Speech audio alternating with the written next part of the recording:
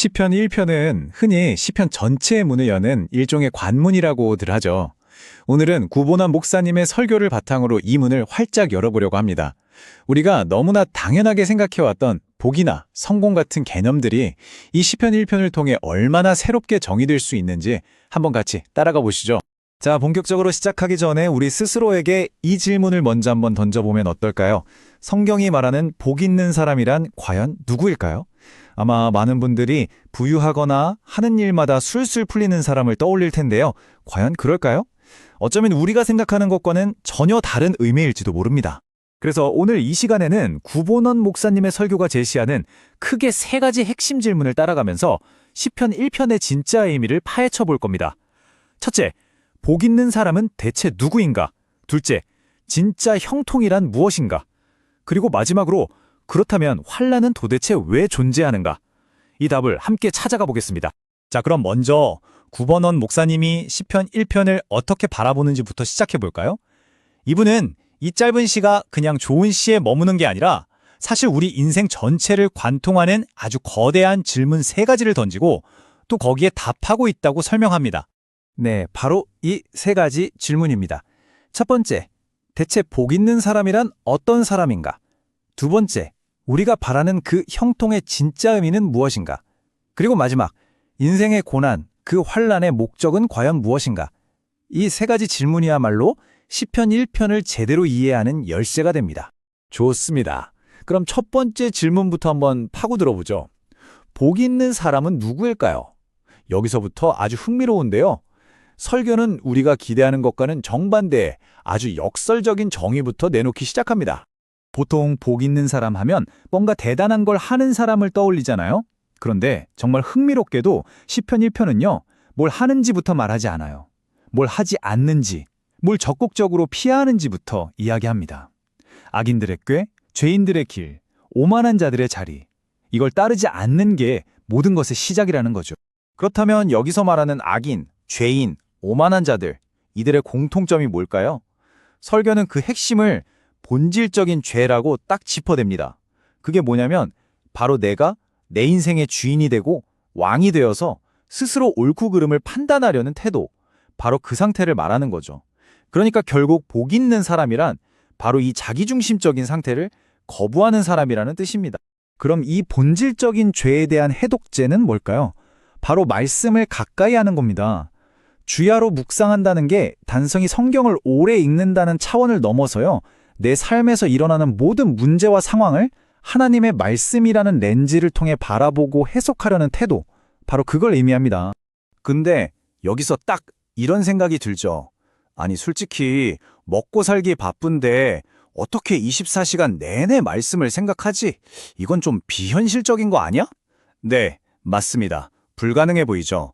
바로 이 지점에서 설교는 정말 강력한 비유 하나를 꺼내듭니다. 이건 시간 관리의 문제가 아니라 절박함의 문제라는 겁니다. 내가 내 인생의 주인 노릇을 하려는 이 길이 결국에는 실패와 절망으로 이어진다는 걸 깨달은 사람은요, 마치 암 진단을 받은 환자가 살기 위해서 의사의 처방을 필사적으로 따르는 것처럼 간절하게 말씀을 붙들 수밖에 없다는 거죠. 자, 이렇게 절박하게 말씀에 뿌리 내린 사람이 경험하는 형통은 그럼 무엇일까요? 바로 이게 우리의 두 번째 질문입니다. 그리고 시편은 여기서 또 한 번 우리의 모든 기대를 뒤집어 버립니다. 시편 1편은 형통을 설명하기 위해서 아주 유명한 이미지를 사용하죠. 바로 시냇가에 심은 나무입니다. 계절에 맞춰서 열매를 맺고 잎사귀가 마르지 않는 그런 강인한 생명력. 정말 이상적인 모습이잖아요? 그런데 말이죠. 여기서 설교는 아주 중요한 배경 지식을 알려줍니다. 이 시가 쓰인 이스라엘의 기후를 알아야 한다는 거예요. 그곳에는 6월부터 9월까지 비가 거의 오지 않는 아주 길고 혹독한 건기가 있습니다. 이게 뭘 의미할까요? 아무리 시냇가에 심겨 있다고 해도 이 가뭄, 즉 인생의 고난은 절대로 피할 수가 없다는 겁니다. 이것이야말로 이 부분의 핵심 메시지입니다. 진정한 형통이라는 건 인생에 피할 수 없는 경기를 만났을 때 그 시냇물, 즉 말씀의 깊이 뿌리를 내려서 그것을 버텨내고 살아남는 힘, 그 힘 자체를 의미하는 겁니다. 고난이 없는 게 형통이 아니라는 거죠. 결국 차이는 딱 하나입니다. 당신의 뿌리가 어디에 내려져 있습니까? 내 자신의 이성이나 경험, 감정의 뿌리를 내리고 있으면 인생의 건기가 찾아왔을 때 시들 수밖에 없어요. 하지만 말씀이라는 시냇가에 뿌리를 내리고 있다면 그 힘든 시기를 견뎌내고 결국에는 열매를 맺게 된다는 거죠. 이 이야기는 자연스럽게 우리의 마지막 질문으로 이어집니다. 복 있는 사람조차 고난을 피할 수 없다면 도대체 그 환난의 목적은 무엇일까요? 왜 겪어야 하는 걸까요? 시편은 의인을 나무에 비유한 것과 아주 대조적으로 악인을 쭉정이에 비유합니다. 바람이 한번 휙 불면 그냥 힘없이 날아가 버리는 속이 텅 빈 가벼운 존재 말이죠. 설교는 바로 이 지점에서 환난의 목적을 설명합니다. 환난, 즉 바람은 우리를 벌주기 위해서 부는 게 아니라는 거예요. 무엇이 진짜 알곡이고 무엇이 쭉정이인지를 가려내기 위해서 분다는 겁니다. 진짜 가치 있는 것과 속이 텅 빈 것을 분리시키는 과정, 그게 바로 환난이라는 거죠. 다시 말해서 환난은 모든 것을 제자리로 돌려놓는 과정인 셈입니다. 인생의 바람이 불어올 때 가벼운 것들은 다 날아가 버리고 무게가 있는 진짜 배기만 그 자리에 남게 됩니다. 바로 그 순간 비로소 무엇이 정말 중요했는지 그 진짜 가치가 선명하게 드러나는 거죠. 결국 시편 1편은 우리 앞에 놓인 두 가지 길을 명확하게 보여줍니다.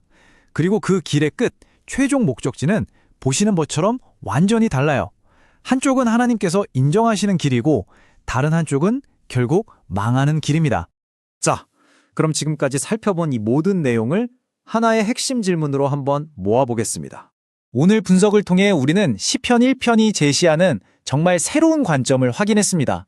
복이란 무언가를 자꾸 더하는 게 아니라 오히려 자기중심성을 빼내는 것. 형통이란 고난이 없는 상태가 아니라 고난을 견디는 힘. 그리고 환난이란 벌이 아니라 진짜 가치를 드러내는 과정이라는 것. 정말 놀라운 관점의 전환이죠? 오늘 이야기를 마치면서 이 마지막 질문을 여러분께 던져드리고 싶습니다. 이 질문은 시편 1편의 모든 가르침을 우리 각자의 삶으로 가져오는 아주 중요한 성찰의 기회가 될 겁니다. 여러분의 삶의 뿌리는 지금 어디에 심겨 있습니까?